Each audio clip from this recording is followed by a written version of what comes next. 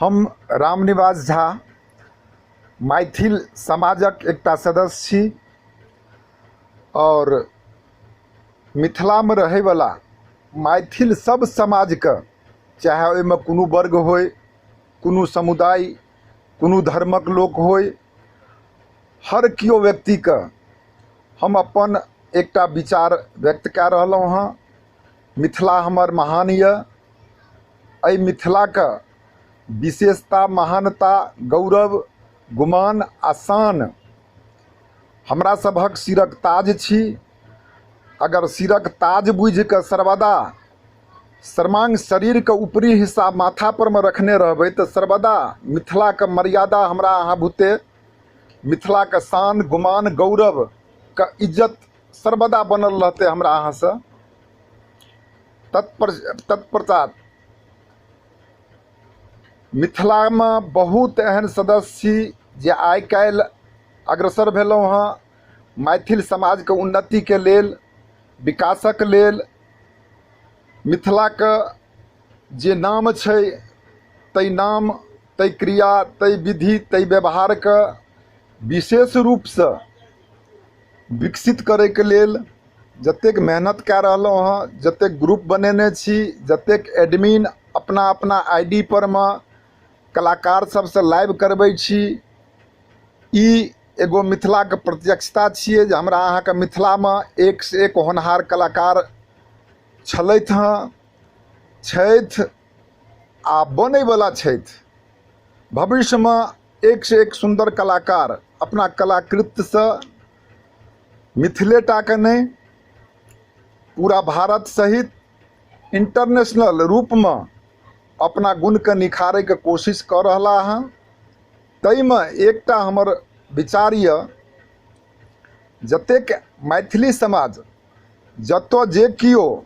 Admin के रूप में अपन अपन आईडी या स्टेज तैयार केने छी, हुनका व्यक्तिगत विचारधारा अपन निजी स्वार्थ लऽ कऽ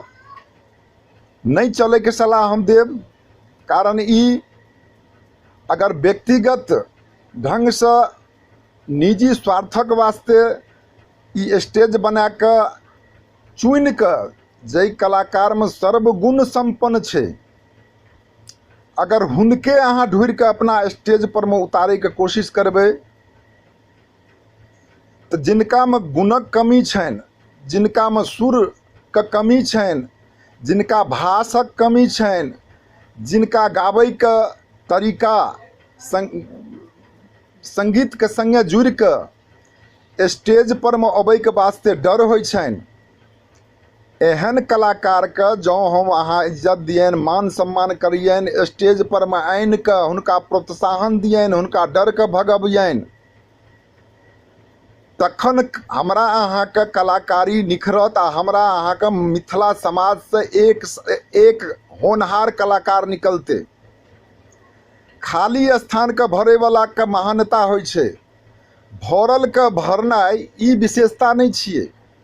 तै दुआरे बहुत कलाकार एहन छथि जे चाहै छथि अहाँ सभक सहयोग, लेकिन एतऽ हम कए आदमी के आईडी पर में देखै छी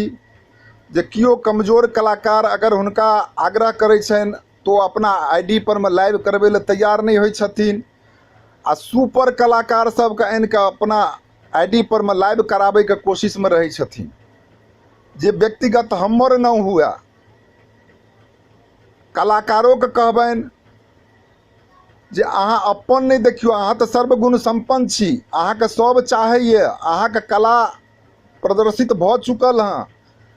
अहाँ के कला आब बाजार पकड़ि लेलक हँ, अहाँ के पहचान बनि गेल यऽ। तै दुआरे अवसर एहि एडमिन सबके दियौन जे हमरा से लो क्लासक जे कलाकार छथि हुनका अहाँ स्टेज पर में उतारू, आ हम बाकी के कलाकार जे हुनका से ऊपर छी हमहूँ अहाँ के सहयोग देब, साथ रहब, हुनका उत्साह के बढ़ेबनि, हुनका तौर तरीका के सुंदर से सुंदर पथ पर में प्रदर्शित करेबनि। जेना कि प्रतिस्पर्धा के दुनिया छियै, अगर व्यक्तिगत विचारधारा अपना स्वार्थ के वशीभूत केवल हम अपना चीज का अपने ढंग से अपना घर में जोगा के रखबे, तो उदाहरण हम दै छी, कोनो दोकान में गहकी एक दिन गेलै, दू दिन गेलै, कोनो सामानक आवश्यकता से दुकानदार कहै छै जे ई सामान हमरा नहीं है।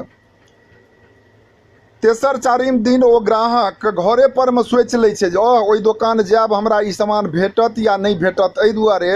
जे दोकान में हर मेलक वस्तु हमरा भेटत ततऽ चलऽ। तऽ भऽ गेलै, ओ तऽ ओहिना बैसल रहि जेतै, भरल लंग में भरल आबि गेलै, तऽ बेसी विकास एकर हेतै, आ जकरा लंग में सामग्री नहीं छै तकर विकास अवरुद्ध रहतै। तऽ कहैके मतलब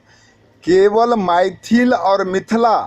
आ केवल मैथिली भाषा के विशेषता देबै एखन वर्तमान प्रतिस्पर्धा में, तखन मिथिले भरि ई चीज रहत। लेकिन मिथिला के विकासक वास्ते कलाकार इंटरनेशनल तक पहुँचबाक चाही, पूरा भारत तक पहुँचबाक चाही, ओकर सामग्री विशेष रूप से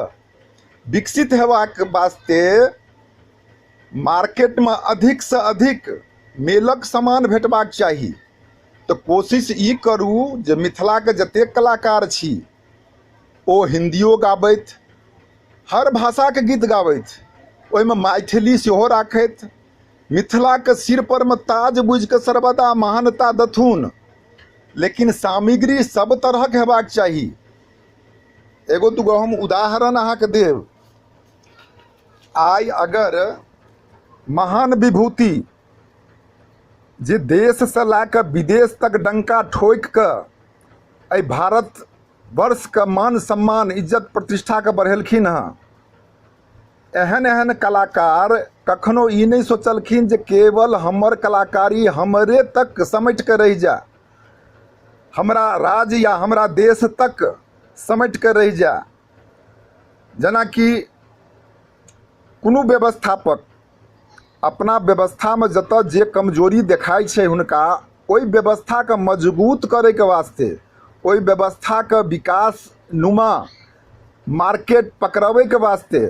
ओहि कमजोर करी के मजबूत करे के कोशिश करे छै, अपना प्रोडक्शन के विशेषता बनबै के कोशिश करे छै। तैं दुआरे देखियो एहन एहन महान कलाकार जे छथि, जेना कि लता दीदी, उषा दीदी, अनुराधा पौडवाल, अनूप जलोटा, शारदा सिन्हा, उदित नारायण झा आदि अनेक भाषा में अपना कला, अपना संगीत के प्राथमिकता दैत भारत सहित वर्ल्ड लेवल पर जन जन तक पहुँचाबै के प्रयास क के अपना नाम सहित भारत के मान बढ़ा के खुद से सम्मानित भेल छथिन। एहि प्रकार से सब आदमी सोचियो तो मिथिला एगो संगीतक स्तंभ बन जायत, मिथिला समाज के एहिठुमा एगो संगीतक इंडस्ट्री बन जायत। आ ई कोशिश करियो सब मिलके, जतेक एडमिन छी या जतेक मैथिली कलाकार छी, जतऽ जै शहर में रही छी, ग्रुप बना के संगठनक शक्ति के द्वारा एहन एहन व्यवस्था करू जतऽ जै शहर में जे कलाकार शौकीन छथि, हुनका जै चीजक जिज्ञासा हन ओतऽ ओ चीज हुनका उपलब्ध हन। ई भेल विशेषता, ई भेल विकास, ई भेल अपना राज्य का मान शान गुमान गौरव का विशेषता बनेनाइ।